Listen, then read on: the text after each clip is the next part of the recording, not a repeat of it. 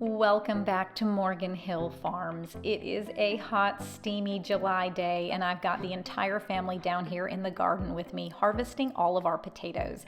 We planted 7 4x8 beds this year, most of which were a Kennebec potato. Now, potatoes do not store very well in the South, so once I pick the best potatoes to save for seed for the next year's planting, I will take the rest of my potatoes and preserve them in some way. Now, most of these potatoes I'm going to be doing something called dry canning.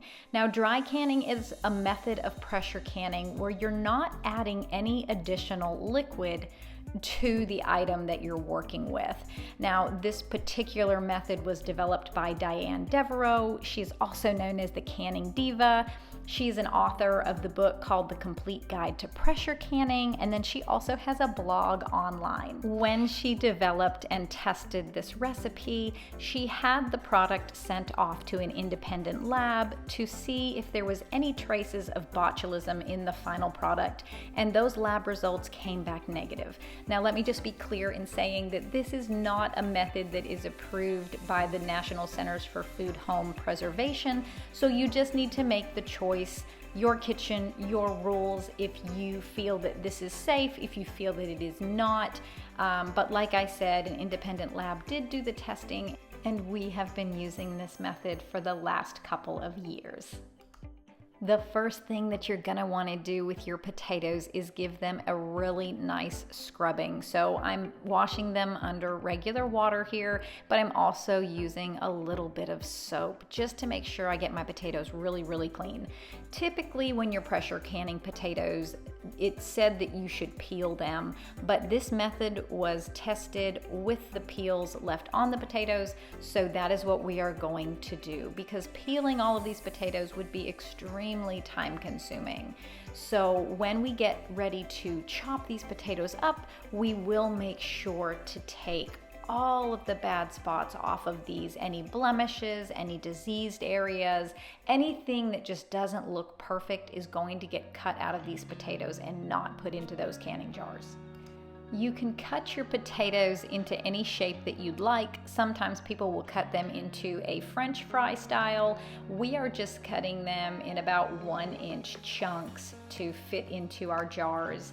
And once we've cut them, we're placing them in a bowl of water with some lemon juice. Now, the water is going to do two things. It's going to prevent them from browning, although that's not a super big issue with Kennebec potatoes. But once we get this bowl full, we're going to let those potatoes soak for about an hour.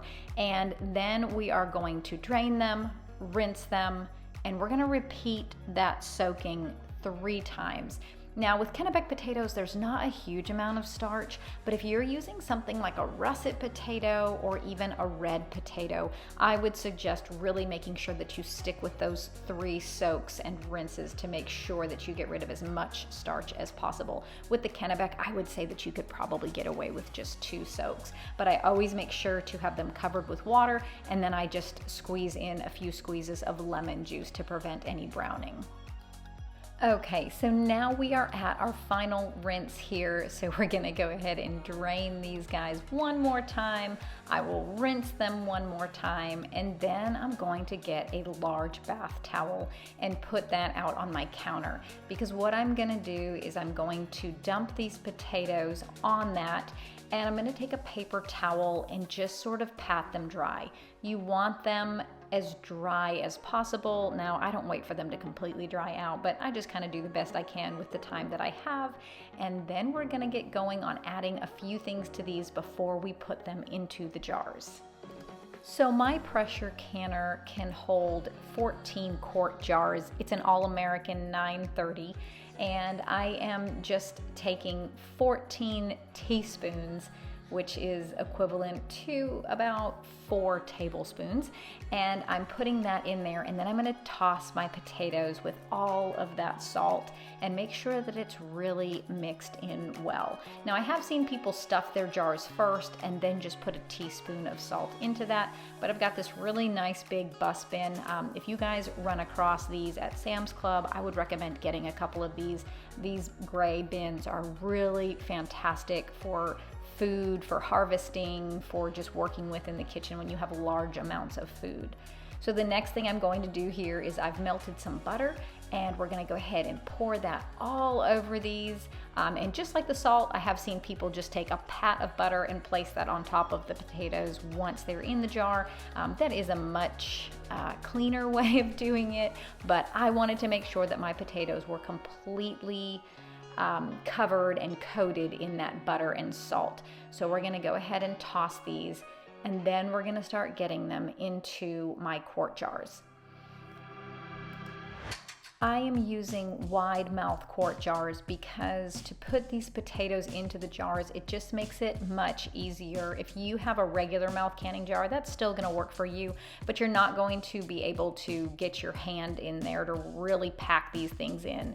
When they process, they are going to shrink a little bit, and so you really wanna make sure that you are using your muscles here and packing these guys in. You can kind of use the shoulder of the jar a little bit to help your potatoes stay in place, but you can kind of look too and just kind of see where there might be some open areas, and you may have to dump a jar out here and there to make sure that you're getting it really well packed with not a lot of airspace. So just take your time, but they should all fit in there, and the tighter you pack them, the less space that you're going to see in your jars when you are done with the canning process.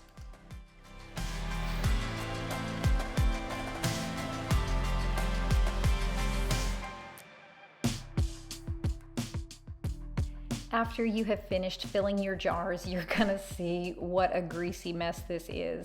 So I took a nice white clean face cloth and I went ahead and put white vinegar on it. The vinegar is gonna help to cut that grease because you wanna make sure that the rim of your jar is completely clean before you put that flat lid on. Any grease there could prevent these lids from sealing. So I'm actually going to do this twice. So just take your time and go ahead and get your rims nice and clean, and then you're gonna put your flats on. Now, I typically use ball flat canning lids, but over the years, those lids have given me some issues. Either the button on top is just doesn't have enough room to move up and down to seal, almost like that button is not present, or I'm just not getting seals, and typically I have a 100% success rate. So I have invested in a company called Superb.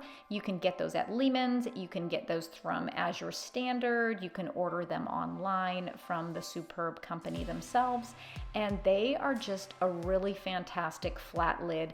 You'll see that the compound on that lid is much thicker than what the ball lids are, and they also, I feel like, give a much stronger seal. If I have a jar that is sort of in between sealing or not sealing, I feel like with the ball lid, you could kind of run your hand over it and that little bubble in the center of the lid might pop down and it might give you sort of a false seal, but these Superb lids are not going to do that. They have such a large area that needs to be sucked down to create that seal that you can be confident to know that that jar does not have a false seal on it. Once everything has its lids and bands on, we're gonna start putting them into the pressure canner.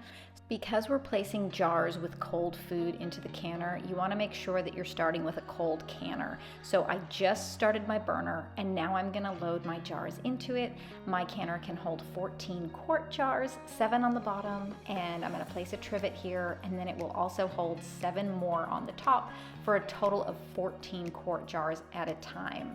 Because my canner does not have any rubber seal or gasket, All American recommends putting a little coating of Vaseline or petroleum jelly along the top of the canner where the lid meets it, just to make sure that that lid is easy to get off when the canning process is over. So that is what you're seeing what I'm doing here. Then I'm going to put my lid on and I will bring the wing nuts up and I will tighten those evenly, doing the ones on opposite sides from each other, and then making sure that they're nice and tight. Now, because we did quarts, we are going to process these for 40 minutes. You can also use pints for this if you want a smaller serving size, and that's going to be processed for 35 minutes. Now, when you take these potatoes out to serve them to your family, you can put them in a pan of hot oil, you can coat them in oil and flour and put them on a baking sheet and and just oven roast those. You can cook these in so many different ways. You can deep fry them. They are going to get a beautiful, crispy, delicious exterior on them, and that is why I really love this method of preserving potatoes. Like I said earlier, this method for canning potatoes has not been approved by the National Centers for Food Home Preservation, so I encourage you guys to do your own research. You can go to the Canning Divas blog, you can go to the National Centers for Food Home Preservation and see what they say about this. If you like this video, please like, subscribe, and share, and we will see you in the next one.